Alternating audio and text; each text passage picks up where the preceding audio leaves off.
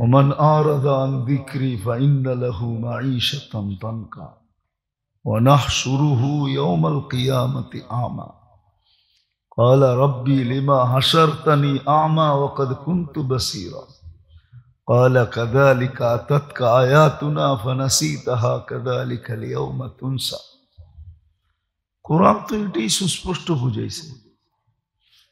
চক্ষু তো দিছিলাম তোমাকে কুদরত দেখতে, কুদরত তো দেখো না।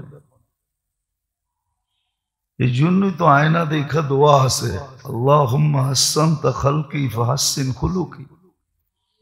আল্লাহ পানির ভিতরে এত সুন্দর রূপটা কেমনে বানাইলা, বাহ্যিক যখন বানায়া দিছো তো ভিতরটাও এরম বানায়া দাও।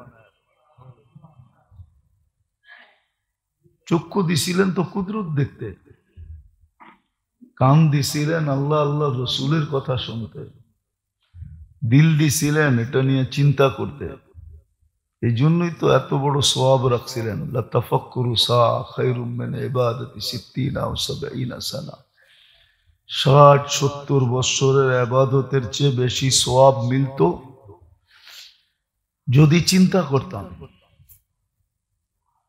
যদি চিন্তা করতাম। দিল দিছিলেন হক চিন্তা করার জন্য, সঠিক চিন্তা করার জন্য। কান দিছিলেন আল্লাহ আল্লাহ রসুলের কথা শোনার জন্য। চক্ষু দিছিলেন কুদরত দেখার জন্য, দেখে তো না। এই জন্যই তো কোরআন বলে তুমি আন্ধা, চলে মনের পিছে। সুযোগ আসে আর যায়, কোনো কাজে লাগায় না। তো এই মাসেই মেরাজ ছিলেন, সব দেখা দেখা এসা বলছেন। কোন গুনার কি শাস্তি হবে এটাও বলছেন, যে কোন গুনার দ্বারা দোজগে কিরকম রকমের শাস্তি হবে। শুধু বলেন না, এই চিন্তায় সারা জীবন চোখের পানি জড়াইছেন। 23 বছর চোখের পানি জড়াইছেন। মুদ্দাসসির নাজিল হওয়ার থেকে চোখের পানি শুরু। যেই দিন দুনিয়ার থেকে যাইতেছিলেন তখনও চোখে পানি ছিল, উম্মতের জন্য কাঁদছেন। মেরাজে যায়ও উম্মতকে বলেন নাই, ওইখানেও স্মরণ করছেন। তো দেখা এসা আমাদেরকে বলছিলেন যে এই মাসটা কোন মাস। আবার আল্লাহ হুকুমও দিছিলেন, ফালা তুযালিমু ফীহিন্না আনফুসাকুম। এই 4 মাস কমসে কম গুনাহ করো না।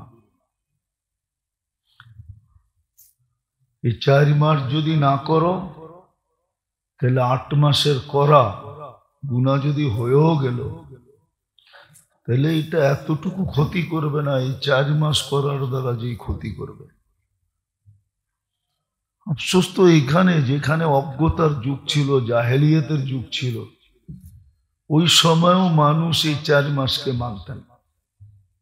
এই জন্য হাদিসে আছে, বাহরাইন ওয়ালারা আল্লাহ রসুলের কাছে আসতে পারতেন না। বাহরাইন ওয়ালারা ছিল, ওয়াফদে আবদে কাইস বলা হইতো ওনাদেরকে।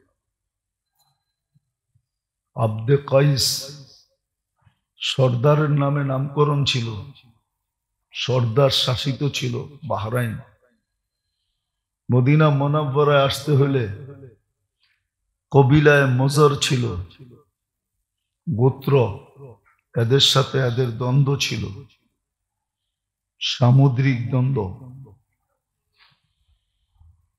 কেননা দাম্মাম আর বাহরাইনের মধ্যখানে সমুদ্র আছে, 27 কিলোমিটারের সমুদ্র।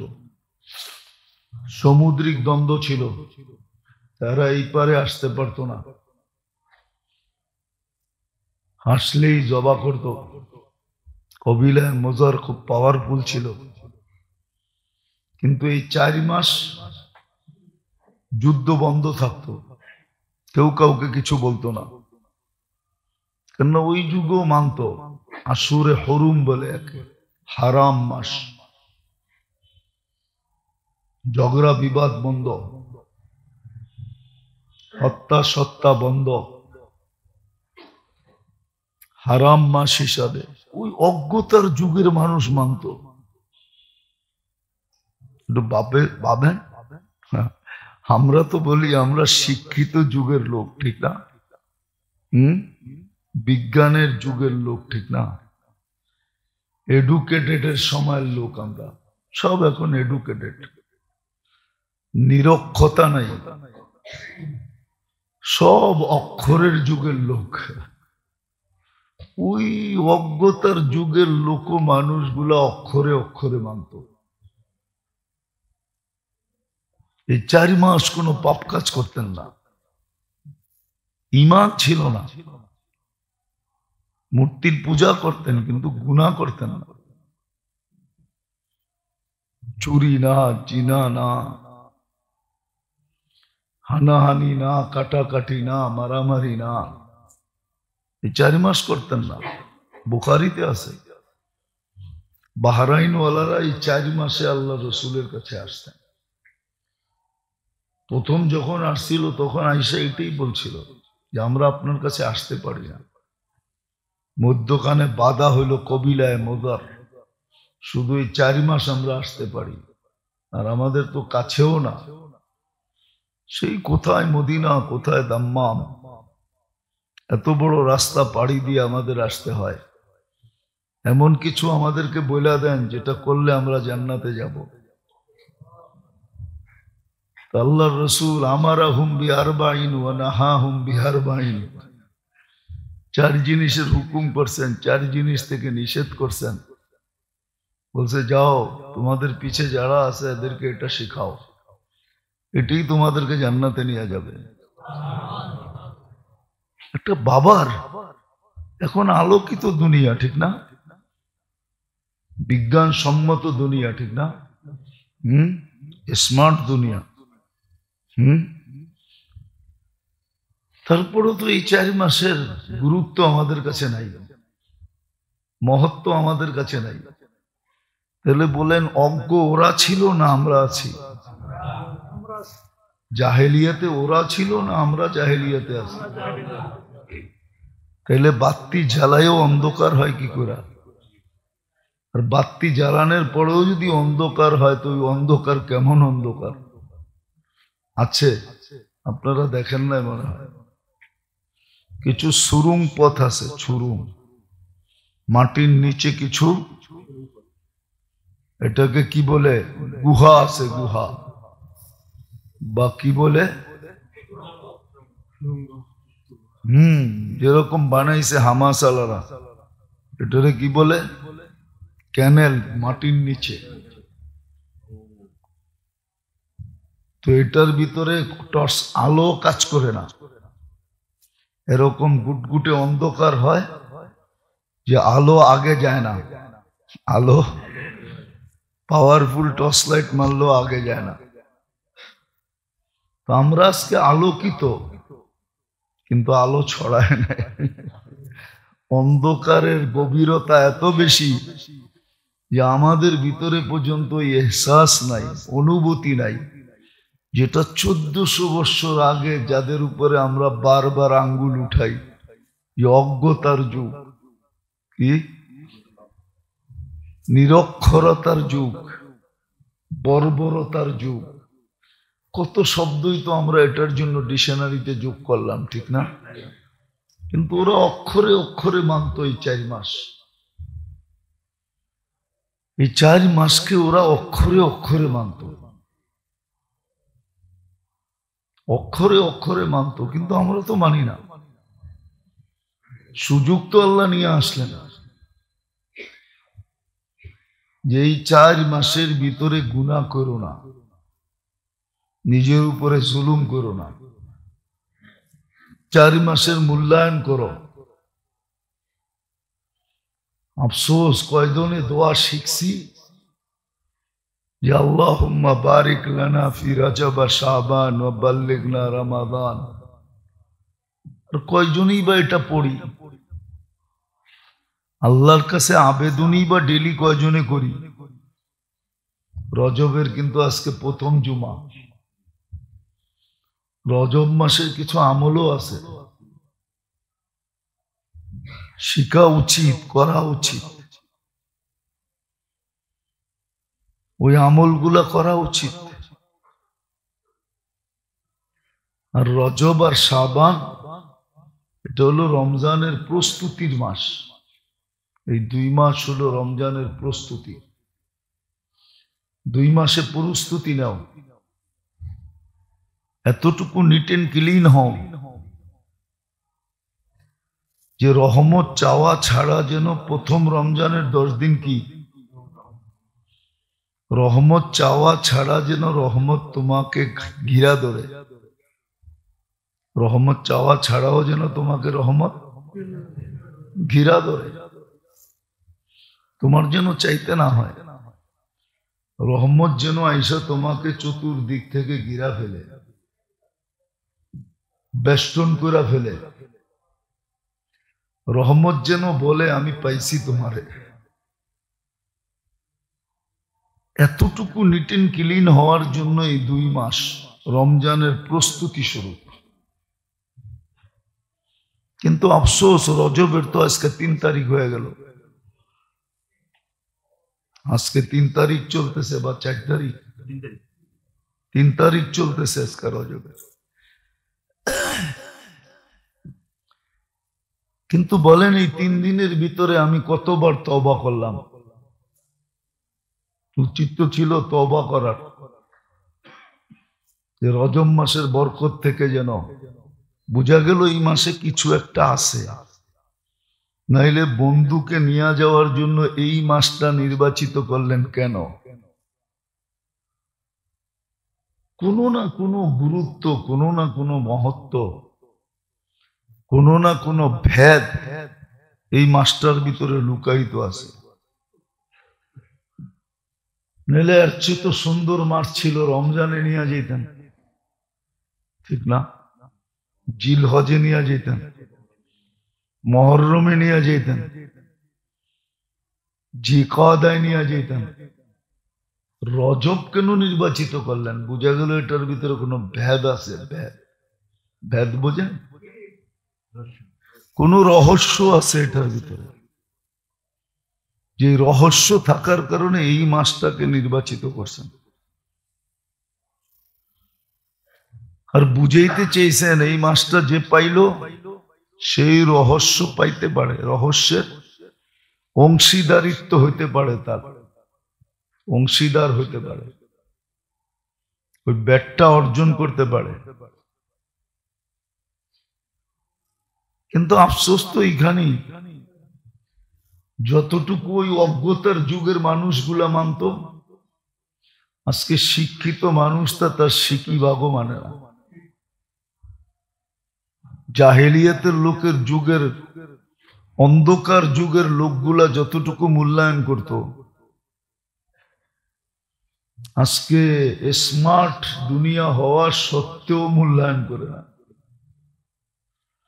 আচ্ছা, বিজাতিরটা বাদই দিলাম, ওইখানে তো বিজাতিও মূল্যায়ন করত। আজকে তো মুসলমান জানা সত্ত্বেও মূল্যায়ন করে না, মানা জানা সত্ত্বেও মূল্যায়ন করে না। আমরা জানি রজব একটা বিরাট বড় বরকতময় মাস, মেরাজের মাস, কিন্তু কতটুকু মূল্যায়ন করে?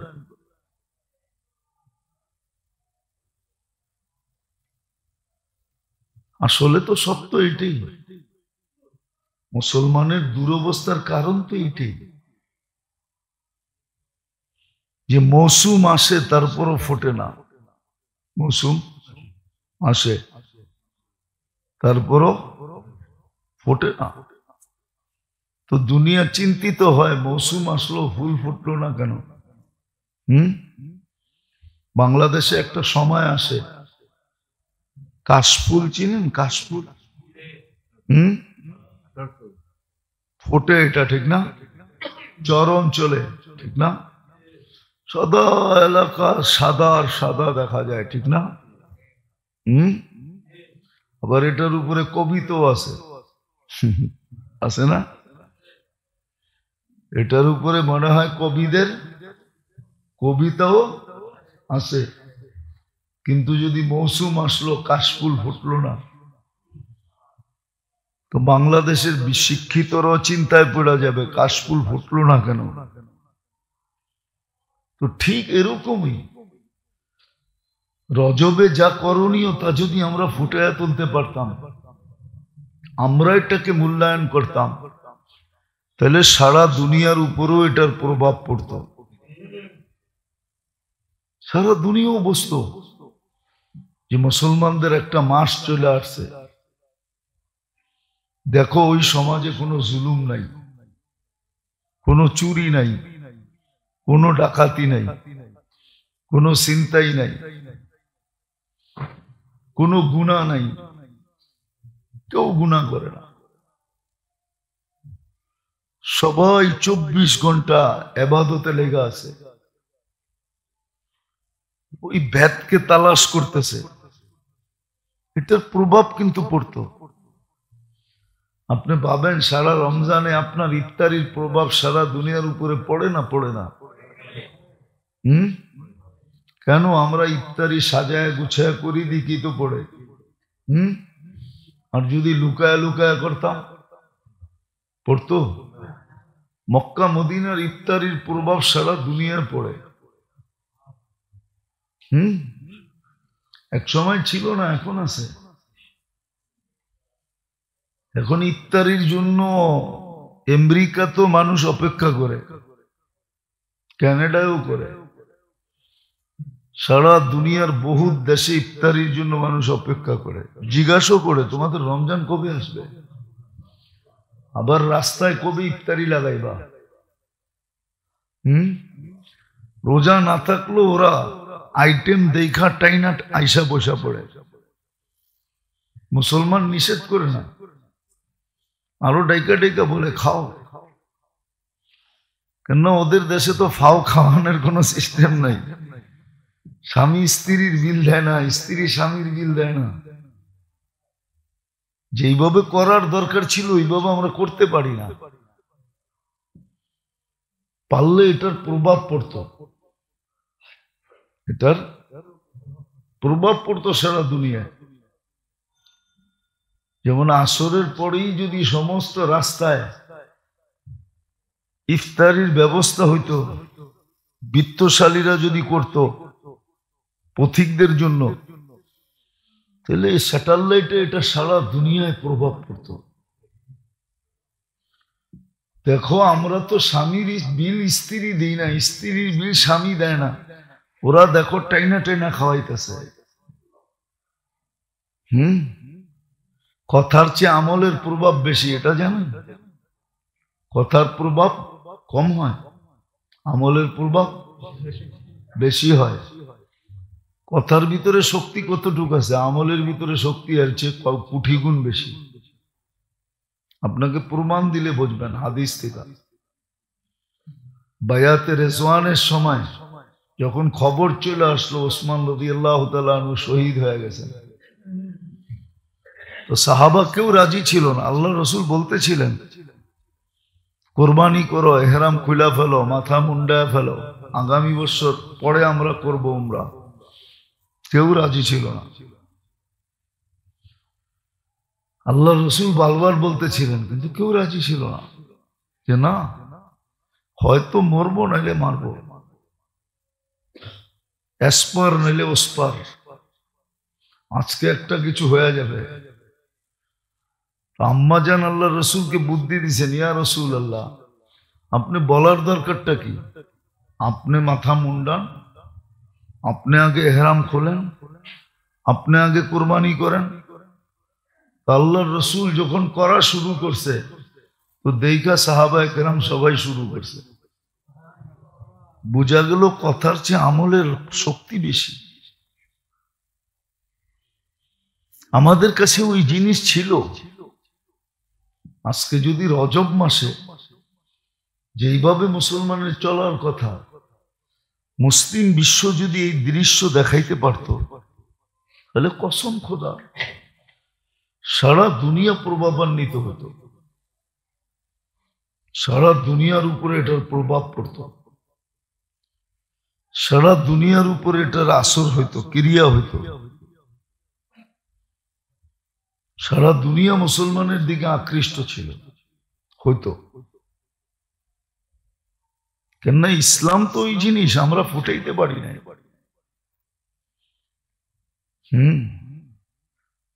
কারিগর তো ওকেই বলে, কারিগর তো ওকেই বলে যে জিনিসকে ফুটায় মানুষের চোখে তাক লাগায় দেয়, ওর নামই তো কারিগর। নাহলে কারিগর কাকে বলে? এরম কাম দেখাইছে যে মাইসের চোখ লাগায় দিছে। মুসলমানও পারত, কিন্তু আফসোস আমরা তো পারি না। নাকাবার পারার কারণে দুনিয়া প্রভাবান্বিত হয় না, দুনিয়া আকর্ষিত হয় না, দুনিয়ার সামনে আমরা ফুটাইতে পারি না। চেষ্টা তো আল্লাহ কম করেন না, আল্লাহ রসুলও কম করেন নাই। চেষ্টা তো দুইজনে করছেন, সাধ্য অনুযায়ী করছেন, বরং সাধ্যের বাহিরে করছেন। আর কত বুঝাবে, কোন ভঙ্গি দিয়ে বুঝাবে? দোয়া শিখাইলেন, আমল শিখাইলেন, কোরা পর্যন্ত দেখাইলেন, দেখা ঈশা সব বললেন, কোথায় কি রাখা আছে সব বলছেন। কোন নবীর সাথে কোথায় দেখা হয়েছে, কোন নবী আমাদেরকে কি মেসেজ দিছেন, মেসেজ দিছেন। ফেরেশতারা পর্যন্ত মেসেজ দিছে যে আপনার উম্মতকে বললেন বেশি বেশি শিঙা লাগায় যেন, হেজামা বলে যাকে, আপনার উম্মতকে বললেন শিঙা যেন লাগায়। আগে ছিল আমাদের দেশে প্রচলন, শিঙা লাগানোর খুব প্রচলন ছিল। ওটা গরুর মহিষের শিং দিয়ে লাগাইতো, ওটাই পারফেক্ট শিঙা ছিল। এখন বাইরে গেছে ডিজিটাল, মেশিন দিয়ে টাইনা আনে। ফেরেশতারা পর্যন্ত আমাদেরকে মেসেজ দিছেন। এই জন্য আল্লাহ রসুল শিঙা লাগাইতেন প্রতি মাসে, সপ্তাহে। বলতেন আপনার উম্মত যেন শিঙা লাগায় বেশি বেশি। এক এক নবী এক এক মেসেজ আমাদেরকে দিয়েছেন। আফসোস তো এটাই, কে মানে? আর না মানার কারণও বলছি, সবাই আমরা মন মতো চলি। যদি মন মতো না চলতো, একটা কথা যুক্তি দিয়ে আমাকে বুঝান। কোরআন তো সবাই ঘরেই রাখা আছে, ঠিক না? হ্যাঁ, ডেলি ওটাকে চুমা দেয় কে? না পড়ুক মানলাম, পড়ে না, চুমা দেয় কে? কোরআন পড়তে জানি না, ঠিক আছে, অভিযোগ করতে পারতাম যে আমি তো পড়তে জানি না। সোয়াব, খতমের সোয়াব, কোরআন খতম করার সোয়াব নেওয়ার আমার কাছে কোনো সুযোগ নেই। কিন্তু আল্লাহ তো ওই ব্যবস্থা করে দিছিলেন যে সূরা ইখলাস একবার পড়লে 10 পারা, 2 বার পড়লে, 3 বার পড়লে, ডেলি এই নিয়তে পড়ে কে? 3 বার সূরা ইখলাসকে পড়ে। অথচ সহজ, অথচ সবচেয়ে ছোট। কোরআনের সবচেয়ে ছোট সূরার ভিতরে সূরা ইখলাসও একটা। 3টা সূরা সবচেয়ে ছোট, ইন্না আতাইনা ওয়াল আসরি আর কুল হুয়াল্লাহ। সূরা ইখলাস ছোট, কিন্তু পড়ে তো না। কেউ পড়লেও কি পড়ে এটা বোঝা যায় না, সহিও তো করে না যে হুজুর ঠিক আছে। এক হাদিসে তো ইঙ্গিত পাওয়া গেল, অনুমতি পাওয়া গেল।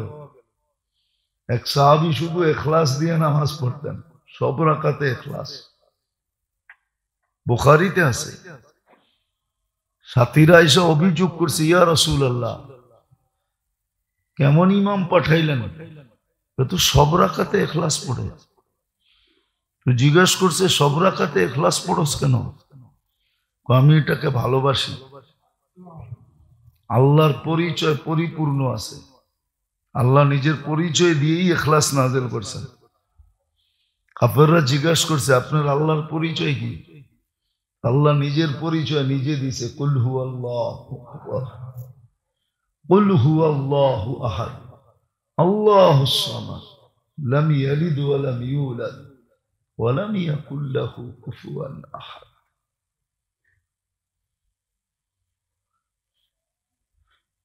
তো ইঙ্গিত তো ছিল আপনিও প্রত্যেক রাকাতে এরকম মোহাব্বত করে পড়তে পারেন,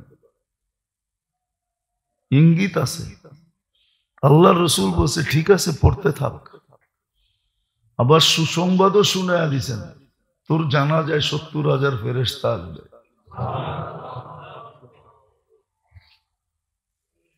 অথচ ওই কুল হু আল্লাহ সহিও তো করি না। রাগ হয়ে গেলেন?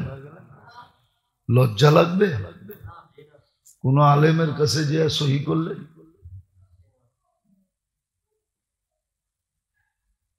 হ্যাঁ, লজ্জা লাগবে নাকি? কি কোন? একটা সময় তো মানুষের থাকে লজ্জা খোলাই থাকে, ঠিক না? হুম হুম তারপরেই তো ডাকার বুদ্ধি আসে, ঠিক না? কি মনে হয় বোঝেন না? লজ্জা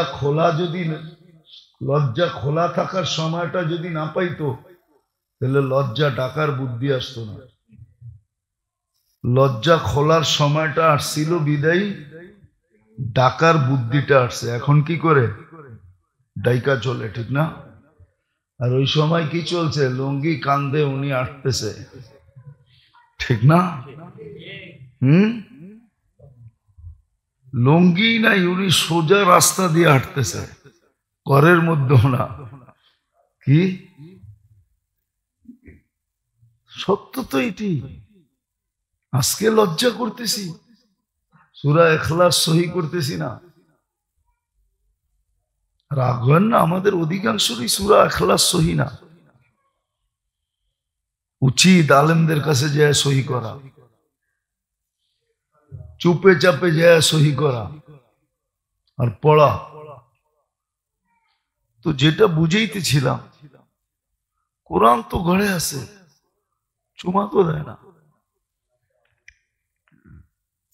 এই মাস আল্লাহ আমাদেরকে পাওয়ায় দিছে, আল্লাহর ইহসান যে আপনি রজব আবার দেখতে পারছেন, আবার ওই দোয়া পড়ার সুযোগ আসছে, বারিক লানা ফি রজব শাবান ওয়া বাল্লিগনা রমাদান। উচিত তো ছিল যে এটার স্লোগানে পুরাটা মুসলিম সমাজ মুখরিত থাকবে, যে যাকে দেখবে সালাম দিবে, তারপরেই স্মরণ করায় দিবে বারিক লানা রজব শাবান ওয়া বাল্লিগনা রমাদান। একজন আরেকজনকে স্মরণ করায় দিবে। যেই গুনাহ হইতেছিল এটা থাইমা যাবে, ওটা থাইমা যাবে। যত মুসলমানের ভিতরে যত গুনাহ ছিল সব থেমা যাবে,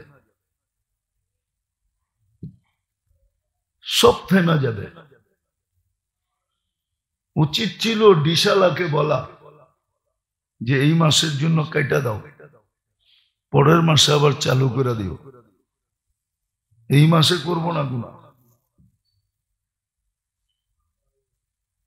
উচিত ছিল এই মাসে দান সদকা খায়রাত খুব বেশি বেশি করা। মেরাজের মাস, রজব মাস, রমজানের প্রস্তুতির মাস। তারপরেই কিন্তু নিয়ে আসছেন সবে বরাত, প্রথম মেরাজ, তারপরে বরাত, তারপরে রমজান। একটা সিরিয়াল সাজাইছেন। কিন্তু আফসোস তো ওইখানেই, প্রথমেই বলছি, মন মতো চললে কি করে হবে? কিন্তু এটাও তো ভাবি না যে মনটাও তো আল্লাহ বানাইছে, আমি এটার পিছনে চলি কি করে? ডাইরেক্ট আল্লাহর পিছনে চলি। কর্মচারী যদি বুদ্ধিমান হয় তো ম্যানেজারের সাথে লাগানের চেয়ে মালিকের সাথে লাগাইতে চেষ্টা করে বেশি, যে দেখি আমি কোনো মতে মালিকের সাথে ভাও লাগাইতে পারি কিনা। যদি ভাও লাগাইতে পারি তো হইতে পারে ম্যানেজার আউট, আমি ম্যানেজার, ম্যানেজার আমি ম্যানেজার। বুদ্ধিমান হইলেও সুযোগ খোঁজে মালিকের কি করে কাছে হওয়া যায়। আমরা তো বুদ্ধিমান না, এটাই তো আফসোস লাগে। এই জন্য মেরে দোস্ত,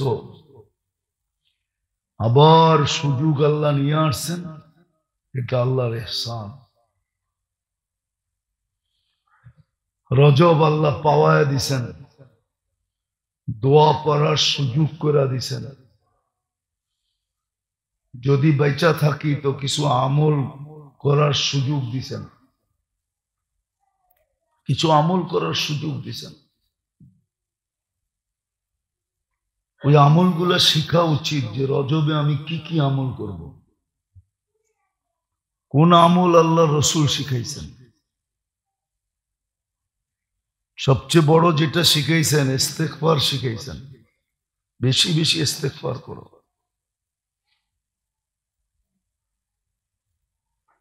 বেশি বেশি আল্লাহর বরকত চাও। বারিক লানা এই জন্য বরকতের থেকে আসছে, বেশি বেশি আল্লাহর বরকত চাও, বেশি বেশি আল্লাহর রহমত চাও। আল্লাহ বরকতের দরজা খুলে দেন। এই জন্যই তো, কেননা আছে রমজানে রিজিক বাড়ায় দেয়। রিজিক রমজানে তো মুসলমানের আফসোস করার কথা না, হায় হায় করার কথা না, নাই নাই করার কথা না, বরং রজব এই জন্যই দিছিলেন যে এতটুকু বরকত চায়া নিবে যে রমজান মাসে হায় হায় করবে তো দূরের কথা, নিজে দুই হাতে এরকম বিলাবে যে মানুষ দেখা তাক লাগা যাবে যে এত দেয় কোত্থেকা। এই জন্যই হাদিসে আছে আল্লাহ রসুল রমজান মাসে এত দান করতেন। হাদিসের শব্দ হলো কারিহিল মুরসালা, তুফানের গতি পর্যন্ত আল্লাহর রসুলের কাছে হার মাইনা যেত, এরকম দিতেন। আর ওই বরকত নেওয়ার সময়ই কিন্তু রজব। আমরা তো খালি হুজুর দেখলে দোয়া চাই, আরেকজনরে দেখলে দোয়া চাই, ঠিক না? আমি তো করি না। রজব তো দিছিলেন বরকত নেওয়ার জন্য, রজব তো দিছিলেন রহমত নেওয়ার জন্য, রজব তো দিছিলেন পবিত্র হওয়ার জন্য, রজব তো দিছিলেন ওই রাজ আর ওই ভেদ উন্মোচন করার জন্য, উন্মোচন করার জন্য। ওই ভেদ আপনি নিয়ে নিছেন, এখন আপনি সবাইকে ডাকতেছেন কাল লাগবে আয়। যেমন ওই সাহাবীর মতো আয়েশা কৌশলে বলছে হাসান রাদিয়াল্লাহু তাআলা আনহুকে 1 লক্ষ দিনার দেখি নাই একসাথে। তো উনি বস্তা আইনা দিয়া দিছেন, এটার ভিতরে পুরা 1 লক্ষ রাখা আছে, যা তোরে হাদিয়া দিলাম, তোরে দান করে দিলাম।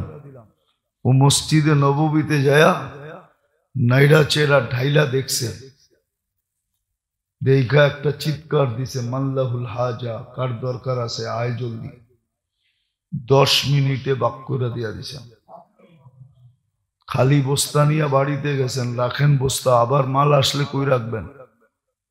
কয় টাকা কই? কয় জাগো দরকার তা করে দিয়া দিছি। রজব তো এই জন্য ছিল যে আপনি এত বরকত নেন, রমজান মাস আসলে আপনি সবাইরে ডাকেন, কার কার লাগবো আয় জলদি, আমার কাছে বস্তা পড়া আছে, দিতে থাকবো।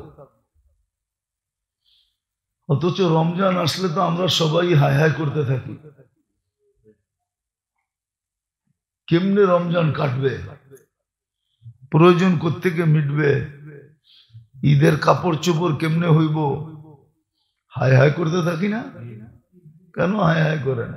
রজব তো দিছিল বরকত নেওয়ার মাস, রহমত নেওয়ার মাস, পুত পবিত্র হওয়ার মাস, ওই রাজ নেওয়ার মাস, ওই রাজ, ওই ভেদ,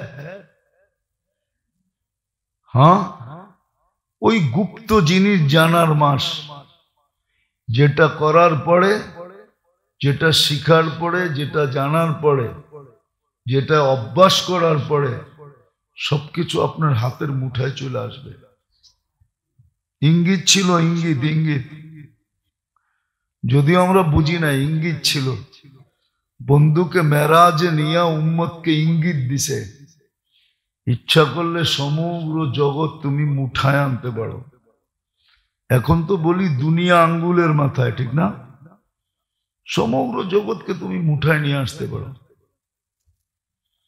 কেন এই মাসের ভিতরে ওই ভেদ আছে, ওই পাওয়ার আছে, ওই পাওয়ার এই মাসের ভিতরে আছে, এই পাওয়ার আছে এই মাসের ভিতরে। কি পাওয়ার, শক্তি আছে। কিছু সময় থাকে, কিছু সময় থাকে। বলেন তো, প্লেন রাত্রে ওরে বেশি না দিনে ওরে বেশি? কেন কেন রাত্রে ওরে বেশি? কেন ওরে বেশি? কন্যা আপনারও তো শিক্ষিত। আকাশটা ঠান্ডা থাকে, এটা হলো গ্রাম্য কথা আর কি, মেনে নিলাম আপনারটাই।